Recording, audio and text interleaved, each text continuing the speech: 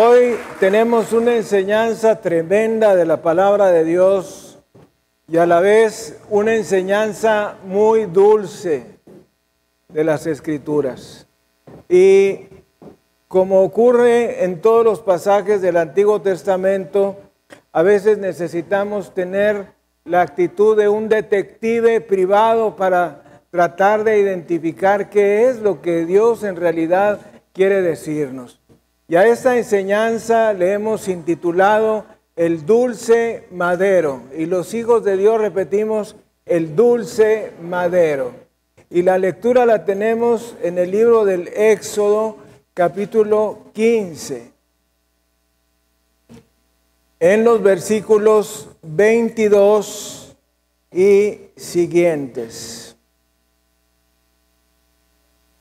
E hizo Moisés que partiese Israel del Mar Rojo, y salieron al desierto de Shur, y anduvieron 3 días por el desierto sin hallar agua. Y llegaron a Mara, y no pudieron beber las aguas de Mara, porque eran amargas. Por eso le pusieron el nombre de Mara. Entonces el pueblo murmuró contra Moisés y dijo, ¿qué hemos de beber? Y Moisés clamó a Jehová, y Jehová le mostró un árbol, y lo echó en las aguas, y las aguas se endulzaron. Allí les dio estatutos y ordenanzas, y allí los probó. Y dijo, si oyeres atentamente la voz de Jehová tu Dios, e hicieres lo recto delante de sus ojos, y dieres oído a sus mandamientos, y guardares todos sus estatutos, ninguna enfermedad de las que envié a los egipcios, te enviaré a ti, porque yo soy Jehová tu sanador. Y llegaron a Elim, donde había 12 fuentes de aguas y 70 palmeras. Y acamparon allí junto a las aguas, y los hijos de Dios decimos, te alabamos, Señor. Vamos a orar con este fragmento de la palabra de Dios. Padre, gracias te damos en esta hora por el enorme privilegio que nos das de leer tu palabra, de tener este ejemplar divino que tú pones a nuestro alcance y que nos habla no solamente de antecedentes históricos del pueblo de Israel y del pueblo de Egipto, sino de verdades muy profundas para que nosotros las atesoremos en nuestro corazón y encontremos vida en medio de las situaciones más difíciles de nuestra existencia. Padre, te pedimos que esta palabra que vamos a meditar traiga en nosotros el consuelo que nuestra alma necesita en el momento de necesidad. Y que cuando pasemos por diferentes problemas, nos acordemos de este árbol bendito que fue lanzado a esas aguas y que las volvió dulces. Ayúdanos, Señor, te lo pedimos, y que tu Santo Espíritu ilumine nuestras mentes y nuestros corazones, y que la vida de Jesucristo se manifieste en nuestra vida. Te lo pedimos en su precioso nombre. Amén y amén. Transmitiendo desde la Iglesia El Camino de México su programa La Palabra Viviente. Vamos a dar un saludo a nuestro auditorio nacional y mundial. Bendito sea Jesucristo. Bendito sea Jesucristo. Toda la gloria y la honra y la alabanza y la acción de gracias sea para el Señor Jesucristo. En este pasaje y otros que vamos a citar, vamos a ver la historia del pueblo de Israel mientras se encontró parte en la esclavitud en Egipto y parte en su salida a la tierra prometida. Lo que aparentemente es tan solo un recuerdo histórico de lo que hemos visto por ahí en alguna película, nos trae enseñanzas muy profundas y muy específicas para momentos de necesidad que tú y yo podemos estar pasando o que pasaremos en el futuro. Vamos a ir a la palabra del Señor en el libro del Génesis, capítulo 41, en los versículos 56 y 57, y vamos a continuar con algunos otros más a continuación. De modo que nos dice, y el hambre estaba por toda la extensión del país. Entonces abrió José todo granero donde había y vendía a los egipcios, porque había crecido el hambre en la tierra. Y de toda la tierra venían a Egipto para comprar de José, porque por toda la tierra había crecido el hambre. Capítulo 42, versículos 1 y 2. Viendo Jacob que en Egipto había alimentos, dijo a sus hijos: ¿por qué os estáis mirando? Y dijo: he aquí, yo he oído que hay víveres en Egipto, descended allá y comprad de allí para nosotros, para que podamos vivir y no muramos. Y descendieron los 10 hermanos de José a comprar trigo en Egipto. Mas Jacob no envió a Benjamín, hermano de José, con sus hermanos, porque dijo: no sea que le acontezca algún desastre. Vinieron los hijos de Israel a comprar entre los que venían, porque había hambre en la tierra de Canaán. Y vamos al capítulo 47, versículos 1 al 6. Y vino José y lo hizo saber a Faraón. Y dijo: mi padre y mis hermanos y sus ovejas y sus vacas, con todo lo que tienen, han venido de la tierra de Canaán, y aquí están en la tierra de Gosén. Y de los postreros de sus hermanos tomó 5 varones y los presentó delante de Faraón. Y Faraón dijo a sus hermanos: ¿cuál es vuestro oficio? Y ellos respondieron a Faraón: pastores de ovejas son tus siervos, así nosotros como nuestros padres. Dijeron además a Faraón: para morar en esta tierra hemos venido, porque no hay pasto para las ovejas de tus siervos, pues el hambre es grave en la tierra de Canaán. Por tanto, te rogamos ahora que permitas que habiten tus siervos en la tierra de Gosén. Y los hijos de Dios decimos: te alabamos, Señor. Si nosotros meditamos en este pasaje, varios pasajes que hemos leído, nos podemos dar cuenta que a lo largo del Antiguo Testamento vemos una migración del pueblo de Israel de Egipto a la tierra prometida. La tierra prometida es el Canaán.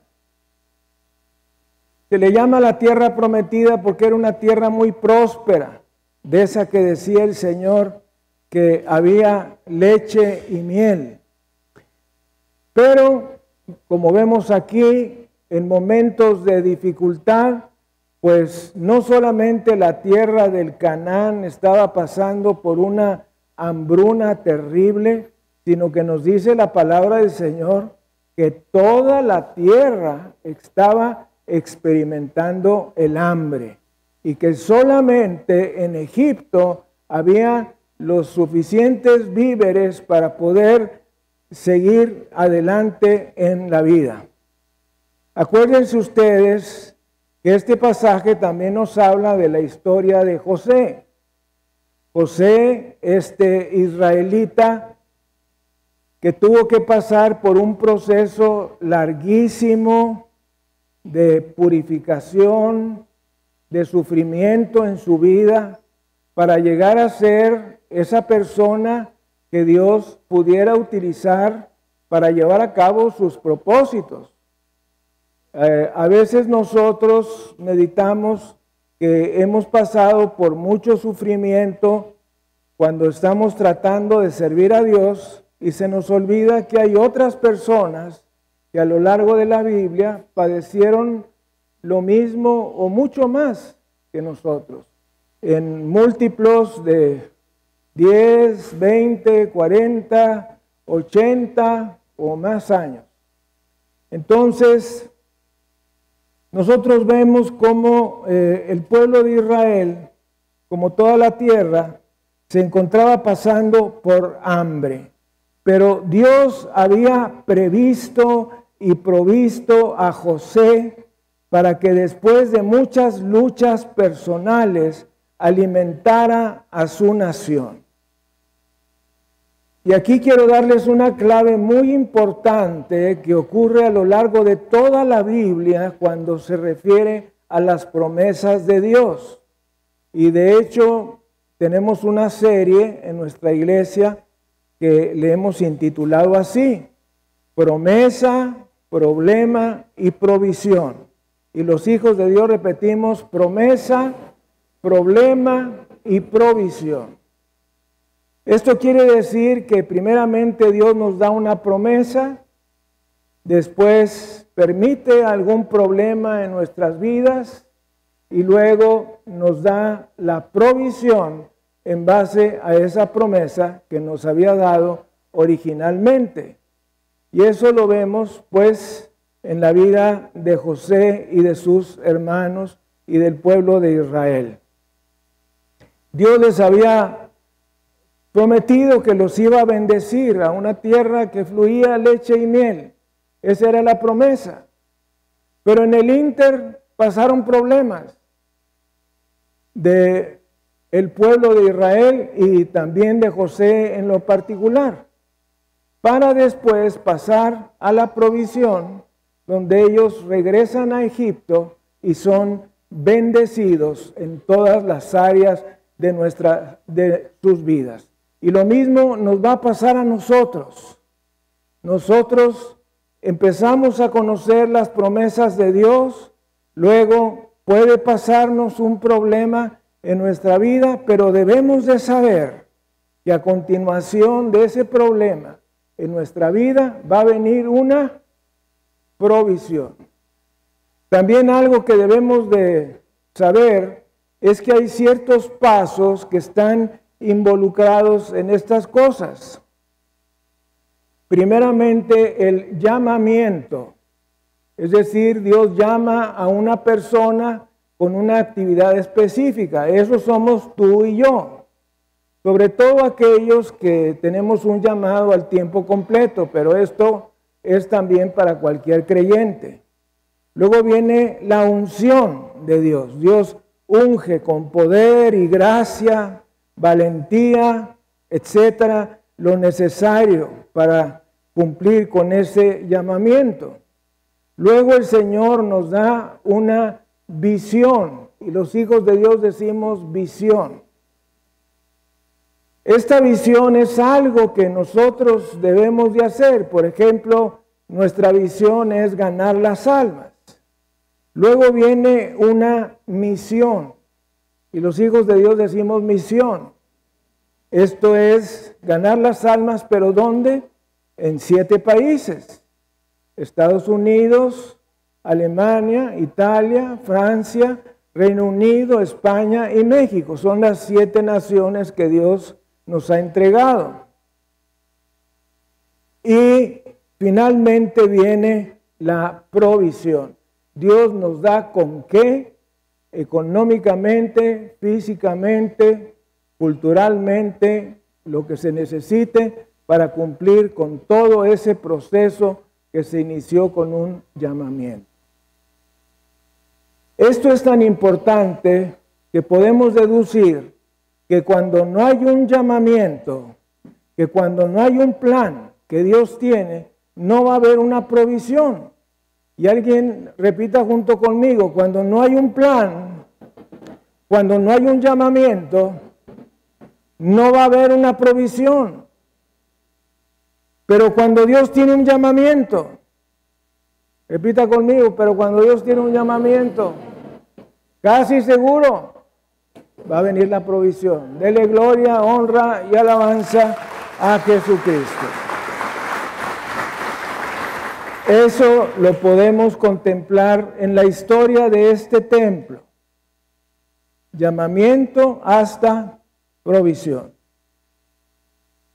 En este pasaje de la palabra de Dios, en el libro de Génesis, vamos a darnos cuenta que tenemos enseñanzas respecto al éxito y al fracaso espiritual.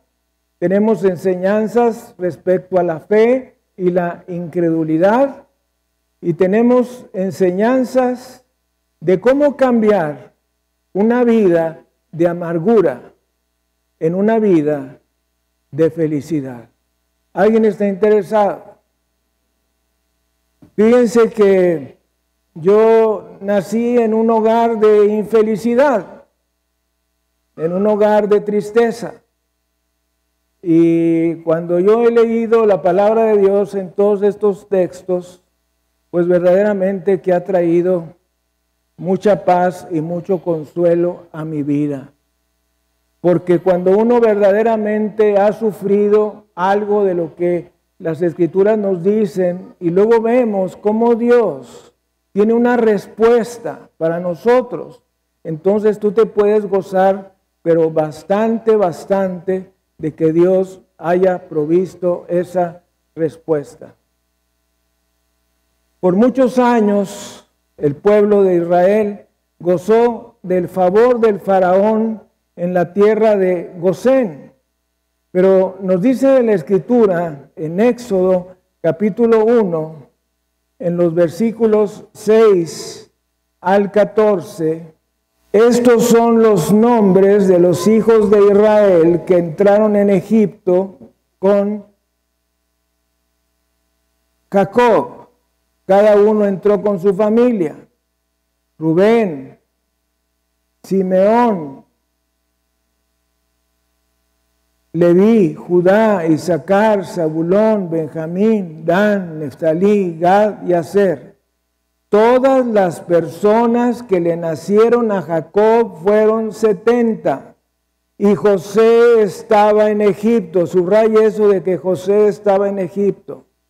O sea que el hijo de la bendición, el hijo del talit de colores, el hijo predilecto, estaba en otra tierra, en una tierra grande y ultrapoderosa en aquellos tiempos que pudiéramos comparar a los Estados Unidos del día de hoy.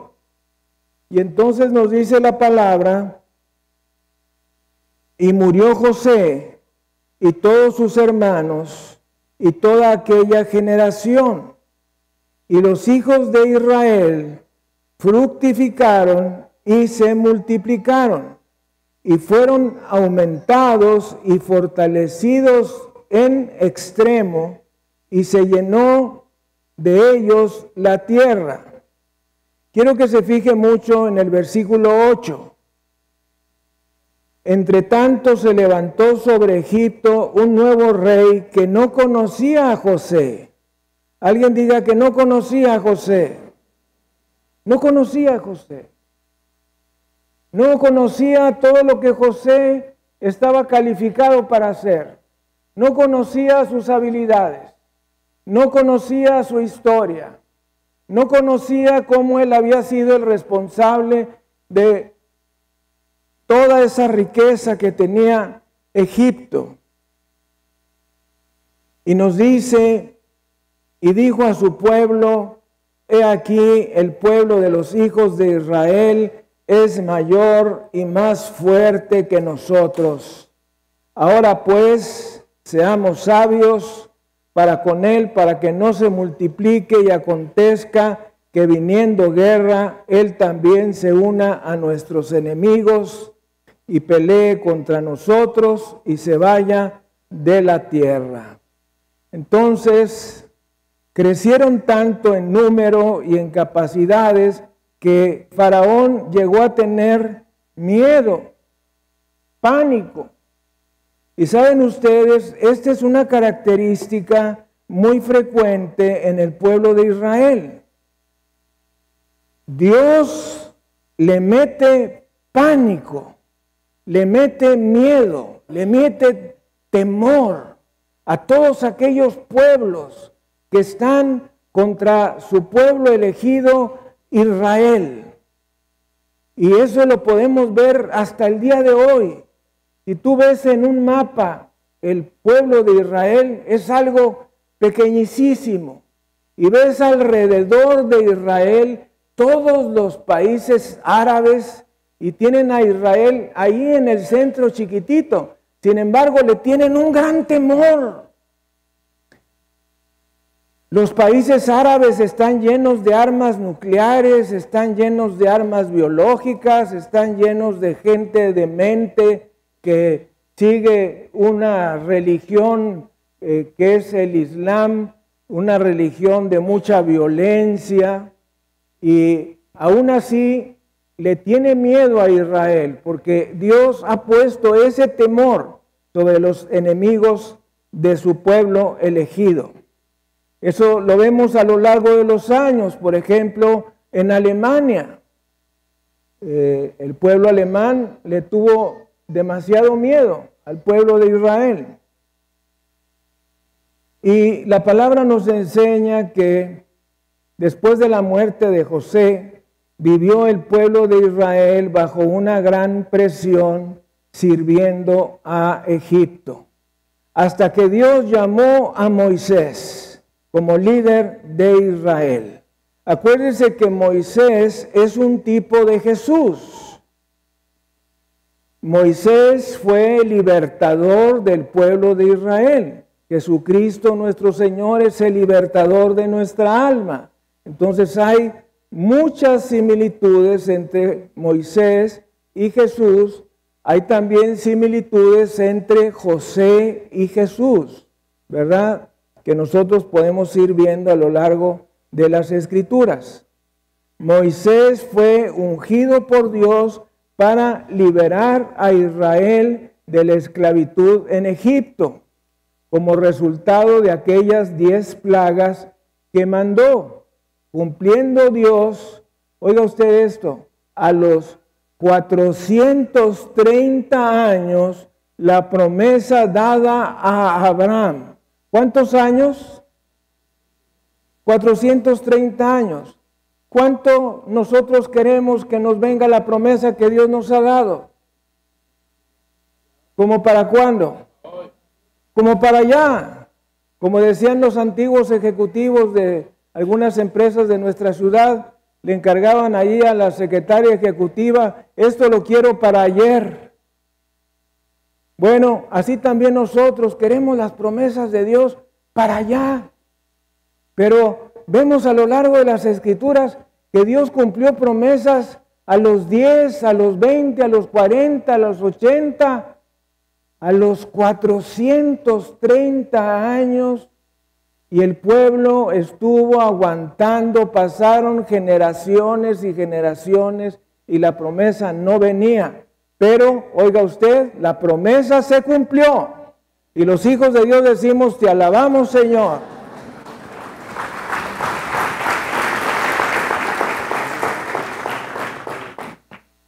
Vamos a leer Gálatas capítulo 3, versículos 1, versículo 17.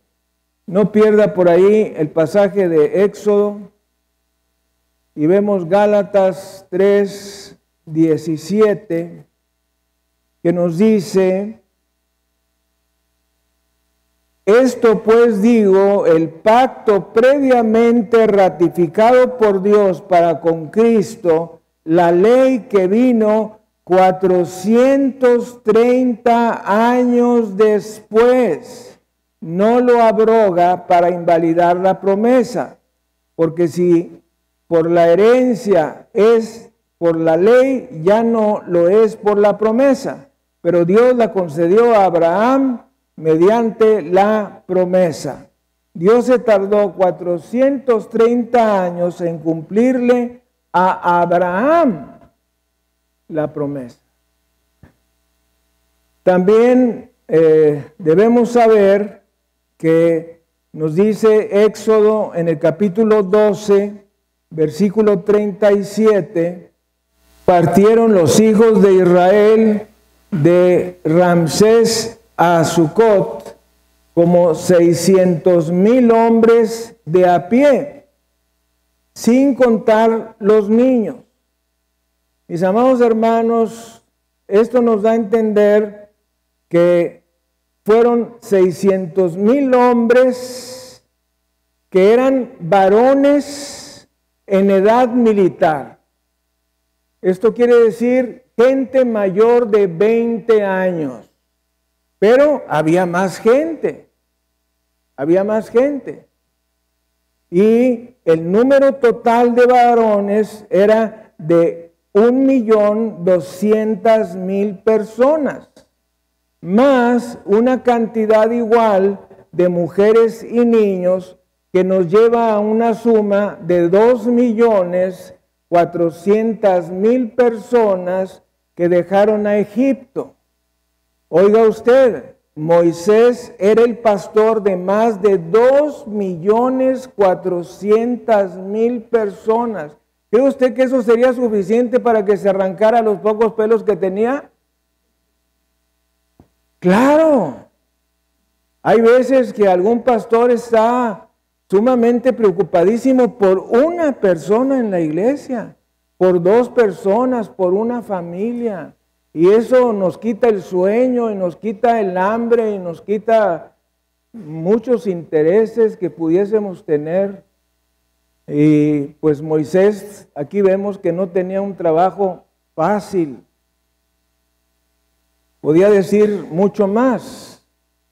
Recientemente ha habido 3 pastores que se han suicidado en diferentes partes del mundo en los últimos meses.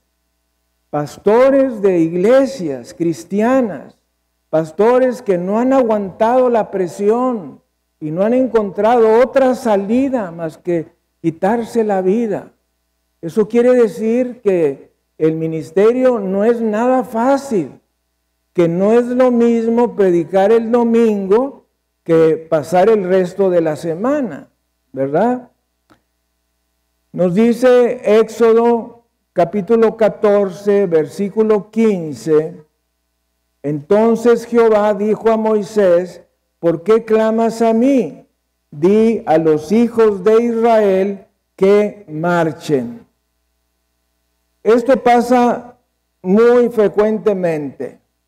Estamos orando a Dios y le estamos pidiendo por algo, y Dios lo que está esperando es que nosotros nos movamos. Este es el caso de aquellos que les he comentado que oraban al Señor para que el Señor les quitara una cantina que estaba en la esquina de ahí del barrio. Finalmente una persona le prendió un cerillo a la cantina y fue y les dijo, ustedes oraron, yo le puse un cerillo para que se acabara la cantina. Yo le puse pies a sus oraciones. Entonces a veces Dios está esperando que nos movamos, no solamente que oramos, y líbreme Dios de quitarle el valor a la oración. La oración tiene un lugar importantísimo, pero también tenemos que hacer algo. No sabemos qué tipo de oración fue la que hizo Moisés, si fue una oración verbal, si fue una oración mental, pero sabemos que fue una oración de corazón. Porque si tú haces una oración de corazón, ten la seguridad que Dios te va a escuchar. Y no solamente te va a escuchar, te va a responder. Por ahí la carta de Santiago nos dice que la oración eficaz del justo puede mucho. Otras traducciones nos dice la oración ferviente del justo puede mucho. Eso quiere decir cuando el creyente está derramando su alma, derramando su corazón, pues tiene el 99.9% que tu petición va a ser contestada. Pero a veces nosotros hacemos oraciones superficiales, oraciones nada más por encimita, como oraciones por los alimentos muy pequeñitas, y esperamos grandes respuestas de Dios. Pues no va a ser así. Otra cosa muy importante es que necesitamos siempre del arrepentimiento. Alguien diga arrepentimiento. Si nosotros hacemos un estudio de religiones comparadas, tanto orientales como occidentales, esto significa poner en columnas todas las religiones que hay del oriente y del occidente, y tratamos de ver puntos de comparación. Es algo más o menos interesante hacer eso. Vamos a encontrar que la única religión, por no decir fe, porque el cristianismo no es una religión, sino una fe, es que el cristianismo le pide a la persona arrepentimiento. Y como decíamos ayer en la escuela de líderes, arrepentimiento significa cambio de mente, cambio de corazón, pero también significa renuncia. Y alguien diga renuncia. Y cuando nosotros hablamos de renuncia, estamos hablando de una palabra fuerte, donde nosotros estamos decidiendo apartarnos de aquello que desagrada a Dios para acercarnos a lo que verdaderamente a Él le agrada. Es por eso que cuando oramos por sanidad, ustedes se darán cuenta que siempre oramos y le pedimos a Dios perdón por nuestros pecados. Y a veces cuando alguien dice, oiga pastor, no podemos orar por prosperidad económica, le digo, sí, vamos a pedirle al Señor perdón por nuestros pecados. Porque el arrepentimiento es la condición indispensable que tiene que ir por delante de la petición. Dios le dio a los israelitas la orden de avanzar de frente. Fíjese usted, no les dijo que avanzaran a la izquierda, no les dijo que avanzaran a la derecha, les dijo avancen hacia el frente. El único problema es que para el frente estaba el Mar Rojo. No había un camino por el cual cruzar. Les recuerdo que los israelitas conocían bastante poco de los mares y los ríos y todo eso, porque ellos pues prácticamente vivieron toda su vida, pues mínimo los 430 años que estuvieron en Egipto, en el desierto. Entonces no sabían de barcas, no sabían de mares, no sabían de lanchas, no sabían de nada de eso, y de pronto se enfrentaron a una prueba infranqueable. Y así es como también nosotros a veces nos presentamos ante una prueba infranqueable. Por ejemplo, tienes cáncer. Bueno, esa es una prueba infranqueable. Ya no vas a venir el lunes, se te acabó el trabajo. Es una prueba infranqueable. O alguna otra situación que nosotros no podemos superar. De pronto alguna esposa por ahí le dice a su marido, pues, ¿sabes qué? Quiero el divorcio. Y jamás sospechaste tú en la vida que tu pareja, tu esposa, se fuese a desear el divorcio. Y se viene un problema de esos. Entonces, no podemos hacer nada. Nos enfrentamos a esa barrera tan tremenda. Entonces, ¿qué hacer? Nos dice la palabra del Señor en el libro del Éxodo, en el capítulo 14, versículos 16 al 18. y tú alza tu vara y extiende tu mano sobre el mar y divídelo, y entren los hijos de Israel por medio del mar en seco. Y he aquí, yo endureceré el corazón de los egipcios para que los sigan, y yo me glorificaré en Faraón y en todo su ejército, en sus carros y en su caballería. Y sabrán los egipcios que yo soy Jehová cuando me glorifique en Faraón, en sus carros y en su gente de a caballo. Oiga usted, esto es algo tremendo. ¿Cuántos mares conoces tú que se vayan a abrir simplemente al estirar un palo, una vara, a levantar una mano? ¿Cuántos? Si nosotros vamos a Cancún y queremos hacer lo mismo, ¿verdad? O a Acapulco o a cualquier otra playa y queremos ordenar que el mar se abra y para que nosotros pasemos por en medio, pues el único hecho histórico que tenemos es este. Ahora, aquí hay algo muy importante. Frecuentemente la palabra nos habla de situaciones que se presentaron una sola vez y donde no había un antecedente histórico en el cual depositar la fe. No había habido otro caso donde se abriese un mar. Bueno, tuvieron más adelante, ¿verdad?, otros casos como el que se abriese el Jordán, pero esto fue antes de todo eso. Tenemos el caso de Josué cuando se detiene el sol y la luna, que también fue otro caso excepcional y de lo cual no había antecedentes históricos. Entonces ellos tenían que depositar su fe en lo que Dios decía y no había una Biblia que leer, no había una Biblia que meditar, no había arroyos donde leer las escrituras, no había nada. Nosotros tenemos la Biblia, nosotros tenemos el Antiguo y el Nuevo Testamento. Y tú puedes leer y releer hasta que te quede claro y venga la fe a tu vida y puedas pasar por esa prueba y por esa dificultad infranqueable que estés pasando en determinado momento. Pero ellos no tenían nada. Entonces era necesario que los israelitas vieran este milagro para que Dios tuviese crédito ante sus ojos y que Moisés había sido escogido como un instrumento de liberación de parte de Dios. Y aquí vemos la asociación que hay entre profeta y señal. Y los hijos de Dios repetimos profeta y señal.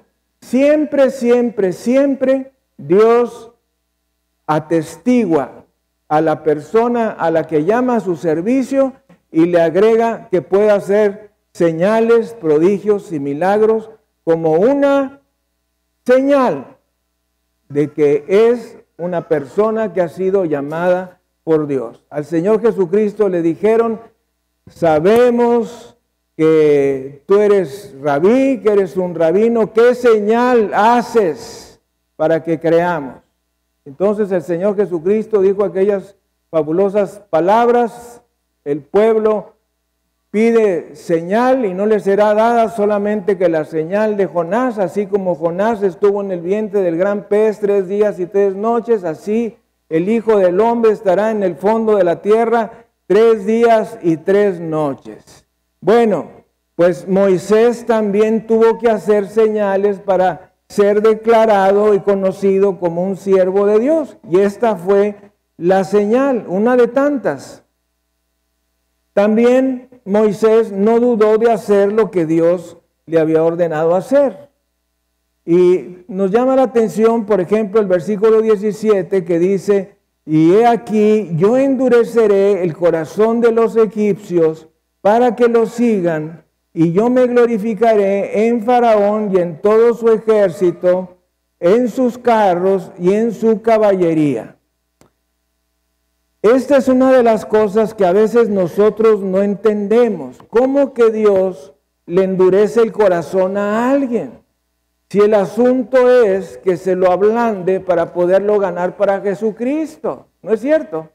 Bueno, pues vamos a encontrar versículos de pronto que Dios dice que Él le endureció el corazón de alguien, porque Él se iba a glorificar. Y aquí debo decir que Dios se va a glorificar de todas maneras. Alguien diga, Dios se va a glorificar de todas maneras.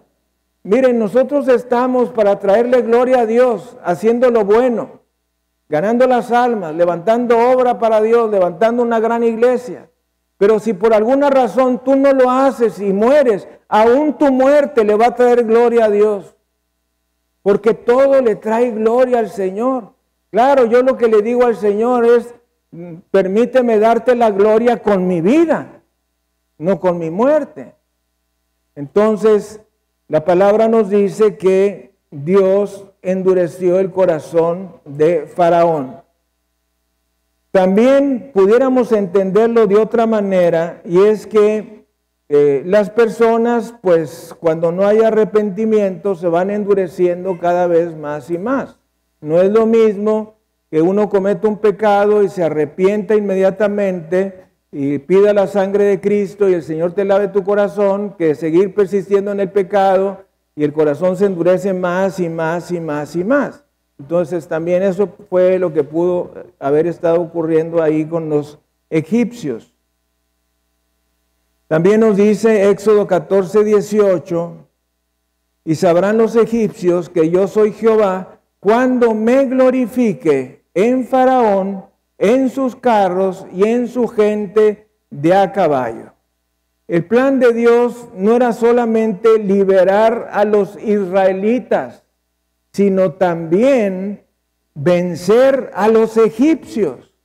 Yo no sé si has pensado, pero Dios pudo congelar el agua.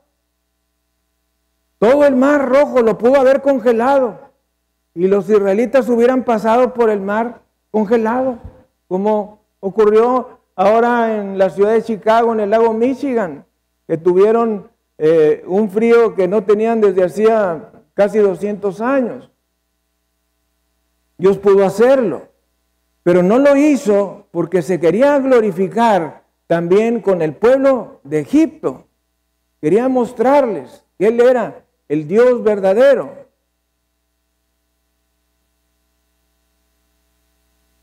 Luego leemos en el capítulo 14, versículo 19, y el ángel de Dios que iba delante del campamento de Israel se apartó e iba en pos de ellos, y asimismo la columna de nube que iba delante de ellos se apartó y se puso a sus espaldas. Debo recordar que Dios estaba guiando al pueblo mediante una columna de fuego de noche y una columna de nube de día. Esa columna de fuego o la columna de nube no era otra cosa que la presencia del Espíritu Santo, a la que la Biblia le llama Shekinah.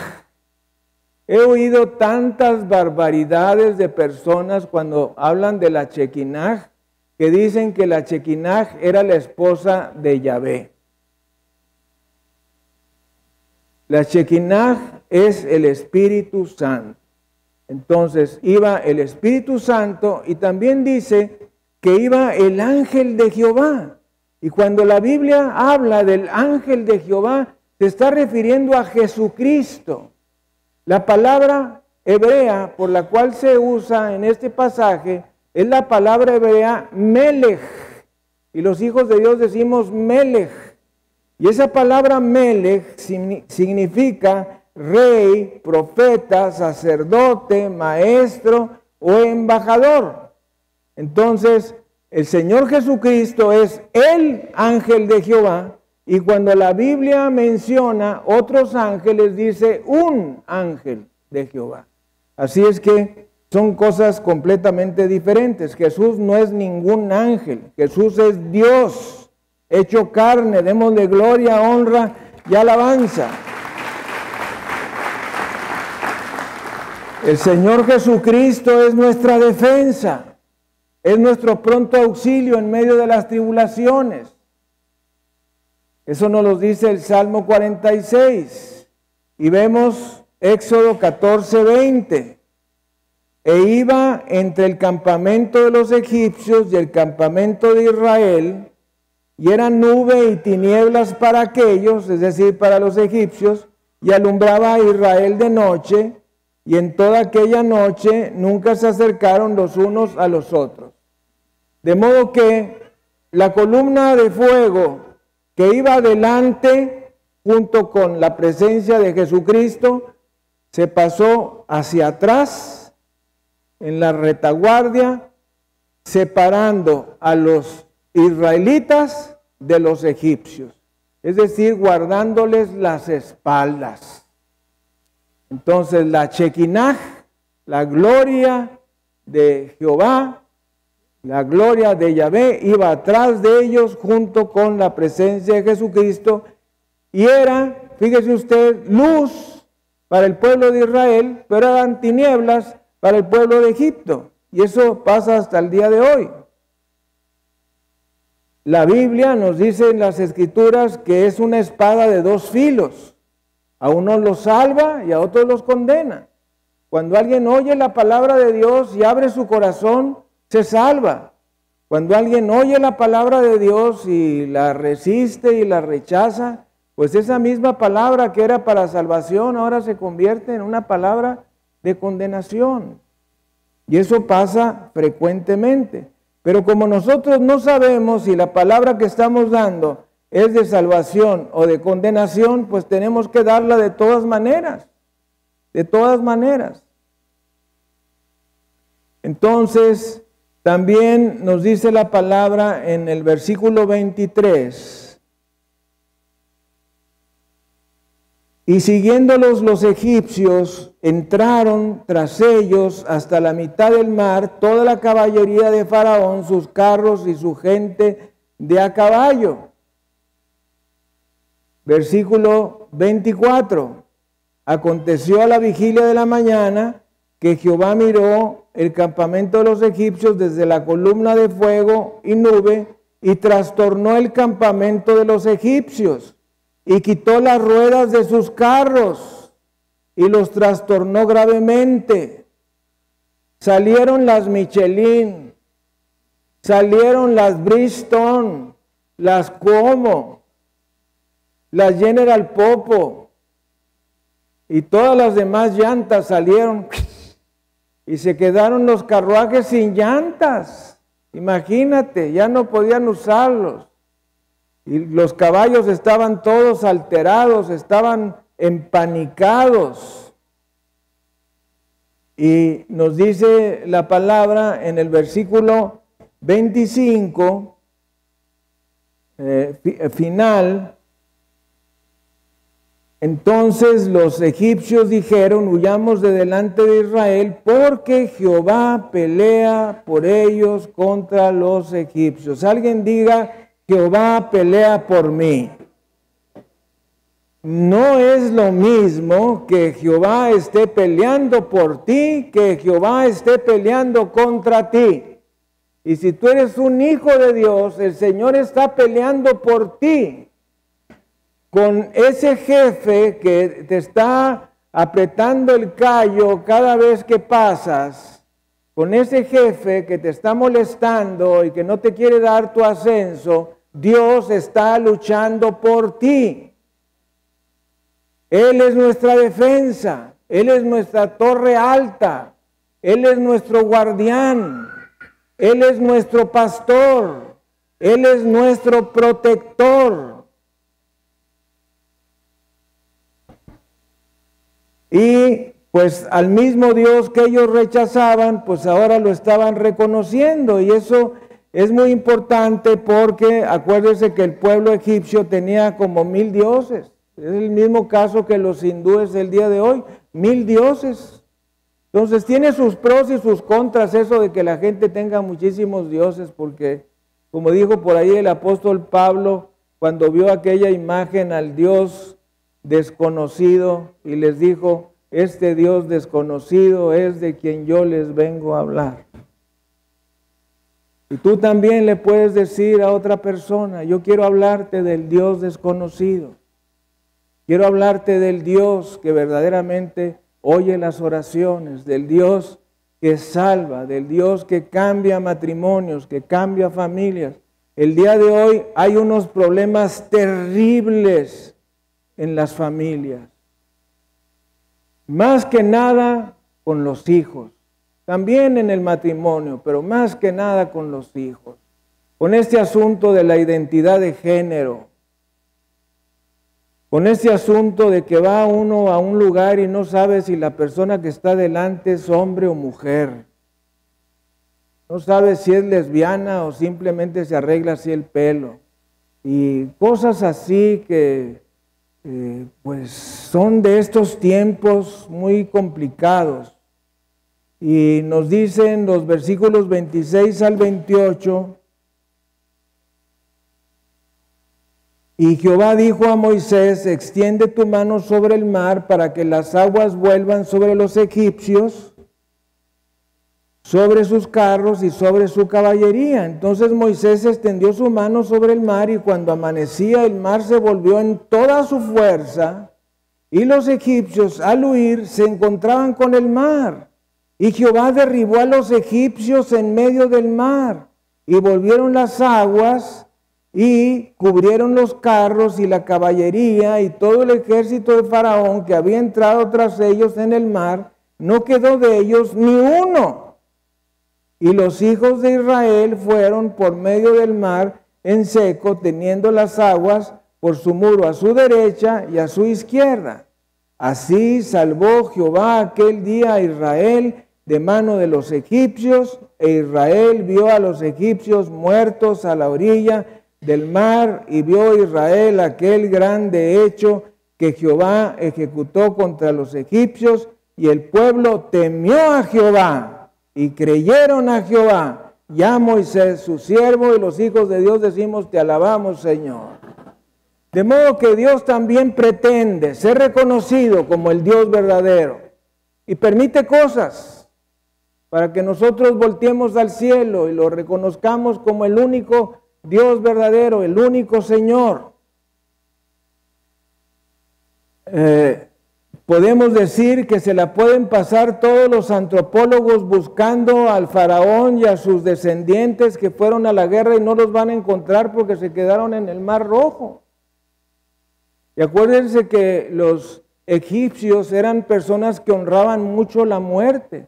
Los ponían en sarcófagos, los embalsamaban, les sacaban los órganos, los ponían en diferentes vasijas, los untaban de infinidad de perfumes y productos diversos. Y pues esto no lo pudieron hacer con las personas más importantes del país, que fue Faraón y sus súbditos directos, sus generales y demás. Ahí quedaron, solo para pasar de ese juicio en la tierra a un juicio eterno en el infierno. Imagínese usted. Dios puede permitir que su pueblo pase a través de grandes dificultades, pero finalmente la enseñanza del Mar Rojo es que Dios puede hacer un camino donde no lo hay. Alguien diga, Dios puede hacer un camino donde no lo hay. No había camino por el Mar Rojo. Dios lo hizo. No hay camino a través de ese problema que tú tienes, pero Dios lo puede hacer.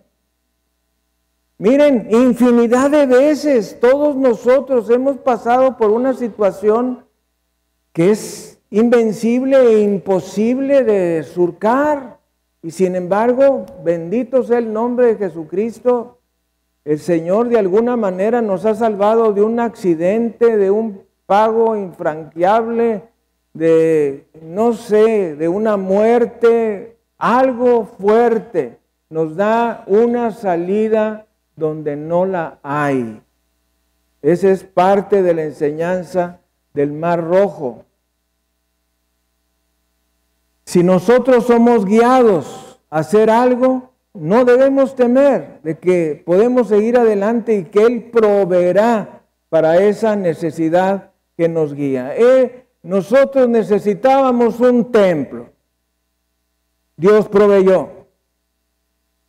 En un tiempo récord. En algo imposible para nosotros. Dios lo hizo. Y Dios hará todo lo que sea necesario. Si nosotros nos mantenemos orando con un corazón arrepentido y con esa necesidad específica que tengamos. Él lo hará.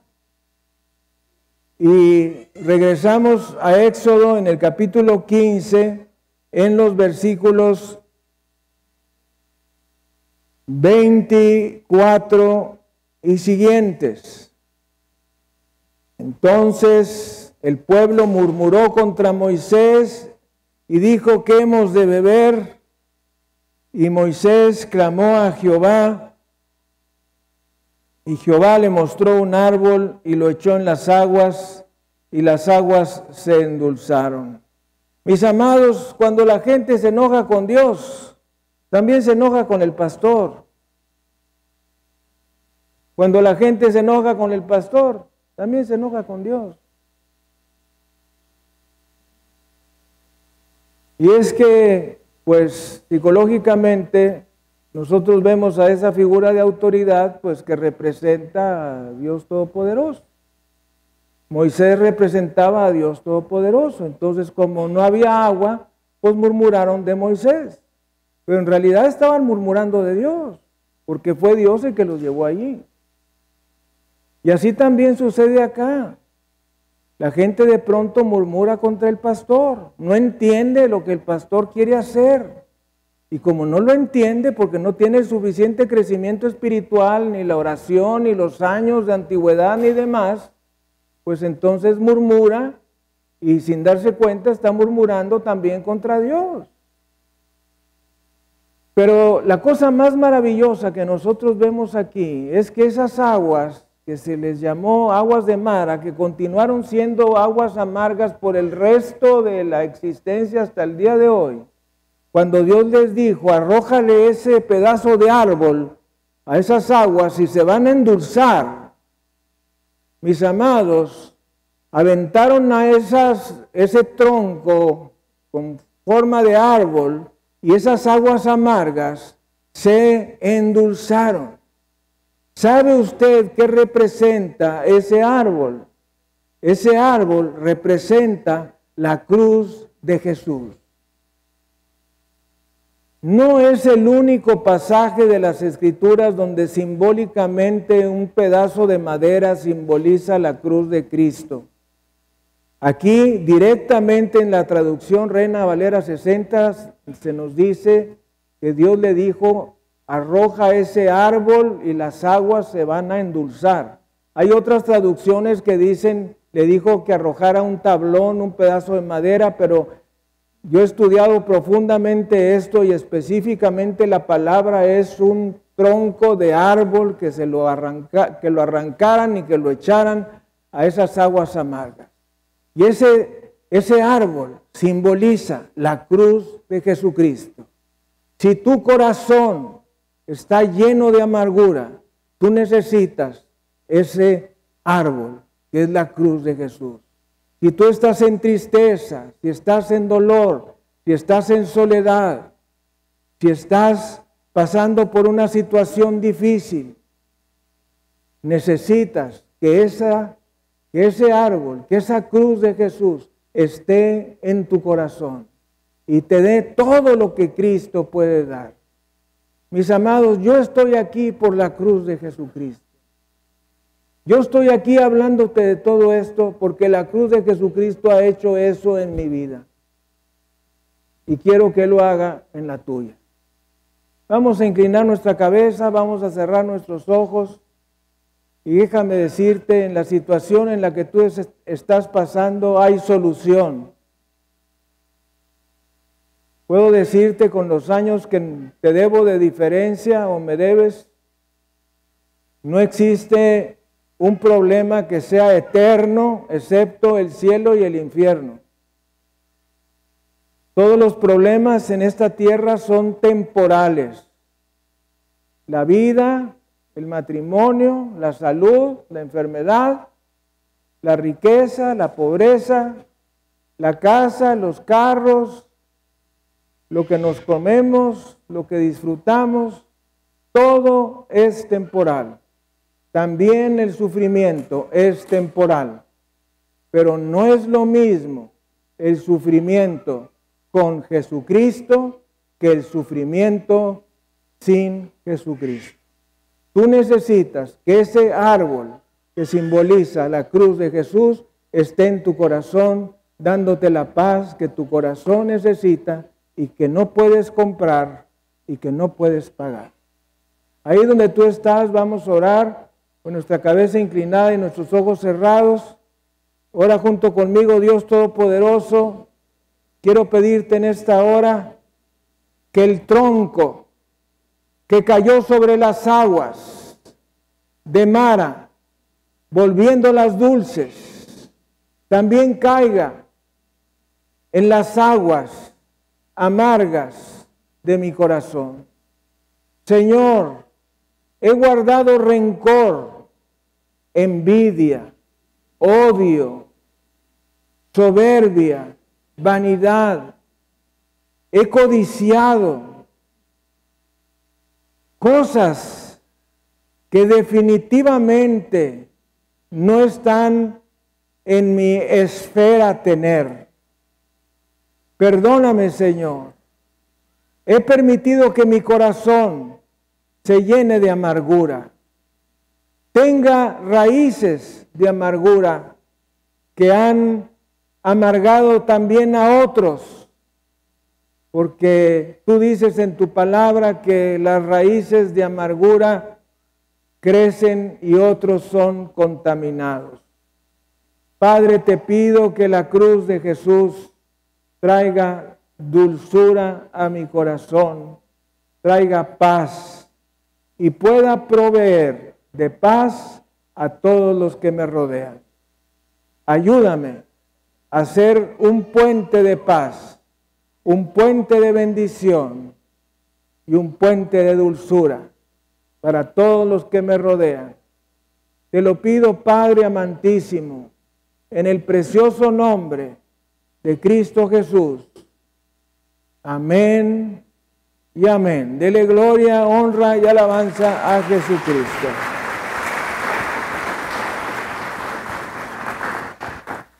Amigo, amiga, usted que nos ha visto a lo largo de esta transmisión nacional y mundial, le refrendo las palabras que dicen que ese árbol que cayó en las aguas de Mara las transformó en aguas dulces.